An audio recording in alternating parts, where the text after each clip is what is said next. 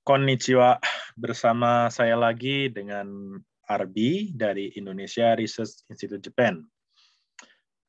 Hari ini saya akan sharing mengenai lahan gambut dan bagaimana mencegah kebakaran dengan teknologi humus. Nah, ini agak sedikit banyak tema yang kita coba gabung-gabungkan jadi satu ya. Jadi yang pertama adalah lahan gambut, yang kedua adalah teknologi fermentasi sampah, dan yang ketiga adalah bagaimana humus atau hasil akhir yang didapatkan dari fermentasi yang sempurna ini kemudian kita aplikasikan untuk menghumuskan lahan gambut ini. Oke, jadi mungkin kita akan langsung saja kita lihat ya. Jadi beberapa masalah kita ya dengan gambut. Oke, beberapa dekade ini ya kita sering dipusingkan dengan kebakaran di lahan-lahan hutan kita ya, terutama di Sumatera dan ada di Kalimantan. Penyakitnya katanya satu, yaitu adalah deforestasi, artinya penebangan hutan, yaitu entah itu hutannya dialihfungsikan dari hutan lindung, itu menjadi kebun kelapa sawit, atau misalnya jadi kebun karet, atau kebun homogen yang lain. Nah, jadi karena ada suatu penebangan, sehingga satu ekosistem yang sudah lama ada, ini kemudian hilang dan berganti dalam waktu yang singkat. Nah, sehingga ada banyak sekali permasalahan di sana. Nah, kenapa terbakar? Terbakar itu adalah karena kadar airnya berkurang. Nah, kenapa kadar airnya berkurang? Sebenarnya ada satu, ini dalam bahasa Jepang ya, gambar yang bisa mendeskripsikan permasalahan pada lahan gambut kita. Bahkan orang awam pun bisa memahami hal ini. Jadi kita lihat bahwa dalam keadaan yang normal, tanpa ada penebangan, tanpa ada penanaman kembali, dan tanpa ada misalnya juga ladang berpindah dan sebagainya, gambut ini akan masih menjadi rawa. Ya. Jadi menjadi rawa-rawa sehingga tidak perlu adanya, sehingga tidak mudah untuk terbakar. Nah, yang jadi masalah adalah ketika kita mulai membabat hutan ini, terus kemudian kita menanam dengan pohon-pohon tertentu yang otomatis dia akan menyedot air karena dia harus berbuah dan sebagainya ya. Nah, sehingga di sini ditengarai adanya penurunan air tanah. Dan ketika air tanah turun, dan kita tahu bahwa gambut itu adalah serat tinggi ya. Serat tinggi ini artinya dia hampir setara dengan kayu atau bahkan lebih. Nah, sehingga kita bisa melihat ini adalah bahan bakar yang diairi, dan dia tidak akan bisa terbakar kalau dia masih ada kandungan air yang tinggi sekali. Nah, yang jadi masalah adalah kandungan airnya itu dia sangat rendah jadinya karena ada suatu sebab ya tadi penebangan liar atau istilahnya dengan kita buat kebun dan sebagainya. Yang kedua, saya mau bicara mengenai masalah sampah. Ini adalah perusahaan kita yang di Jepang mengenai telaah tentang sampah ya. Saya perkenalkan. Jadi ini adalah kita punya media di mana kita juga memperkenalkan permasalahan sampah di Jakarta yang konon kabarnya produksi sampah itu per hari adalah 7.000 sampai 8.000 ton. Ya. Jika tidak diselesaikan atau tidak diolah, maka sebenarnya sampah ini ya tetap sampah, akan tetap menjadi suatu problematika buat kita. Ya kita tahu ada banyak sekali LSM yang mengedukasi masyarakat supaya dia memilah-milah sampah, supaya dia istilahnya sadar terhadap sampah. Akan tetapi sebagai manusia yang dia juga harus beraktivitas secara biologis dan sosial dan ekonomi, tentu saja dia harus mengeluarkan sampah, apapun itu. Nah, yang jadi masalah, jika di tempat terakhirnya itu ada pengolahan sampah, itu tidak jadi masalah. Yang jadi masalah adalah di tempat akhirnya tidak ada pengolahannya. Kita biarkan saja. Memang ada juga yang berusaha mendaur ulang, ya. Tapi itu hanya sementara saja. Hanya sementara saja. Tapi tidak ada satu penyelesaian yang hakiki. Nah, penyelesaian yang hakiki ini hanya ada dua di dunia. Yaitu kita bakar, yang bahasa kerennya adalah waste to energy, atau kita fermentasikan, atau bahasa kerennya adalah waste to soil. Nah, inilah kaitannya dengan tadi yang kami katakan mengenai lahan gambut ini. Nah, kita bilang bahwa gambut ini adalah serat tinggi. Nah, jadi ada yang bilang ini sulit untuk difermentasikan, tapi kita bisa juga memfermentasikan. Jadi dengan menggunakan salah satu teknologi. Nah, disinilah kuncinya ya.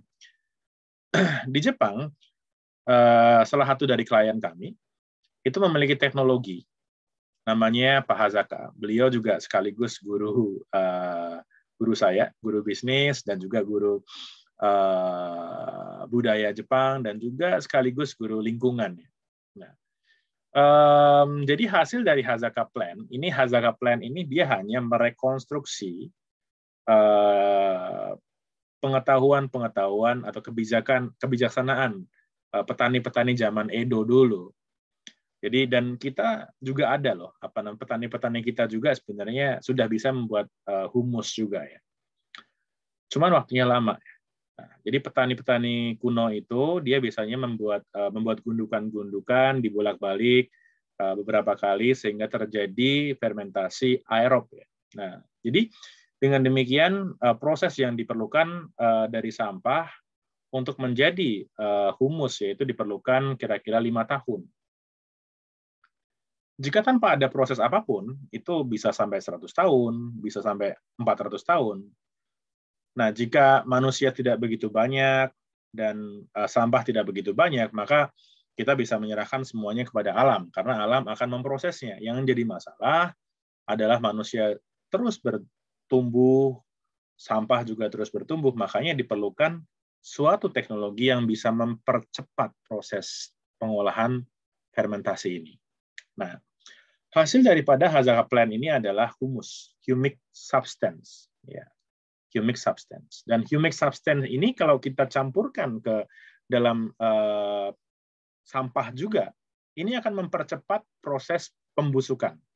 Sebenarnya tidak tepat kita bilang pembusukan ya, proses fermentasi. Ya.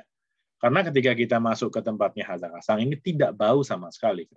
Tidak busuk. Jadi pembusukan itu hanya kita bilang kalau misalnya dia ya busuk. Jadi ada proses fermentasi anaerob di sana juga. Jadi baunya menyengat. Akan tapi ketika kita melakukan dengan cara yang tepat, fermentasi aerob dengan menggunakan O2 ini ya. Nah, ini akan bisa kita mengurai hingga ke produk akhir yaitu humic substance. Kaitannya apa dengan gambut tadi ya? Nah, jika kita taruh ya, ini baru dalam taraf hipotesis. Jadi minggu lalu kebetulan kami Indonesia Research Institute Japan dan juga dengan Hazaka Plan dan juga dengan tim dari Tohoku University dan beberapa konsultan juga. Nah, itu sempat bicara ya mengenai pemanfaatan sebenarnya humic substance ya. Nah, ini ternyata luar biasa ya. Jadi bahwa humic substance ini ada banyak sekali bakteri-bakteri purba yang yang dia dari dorman menjadi bangkit kembali karena kuncinya dia masuk. Terus kemudian ada juga banyak istilahnya mineral-mineral yang sudah tertata secara nano ya, karena kan bakteri dan mikrobial di sana itu kan ukurannya kecil ya, sehingga ketika dan dia juga mesin biologi ya. Jadi sehingga ketika dia terurai juga, ini kan istilahnya mineral-mineral yang ada juga akan terurai atau tercampur dalam level nano juga ya. Nah, inilah yang kita lihat di situ.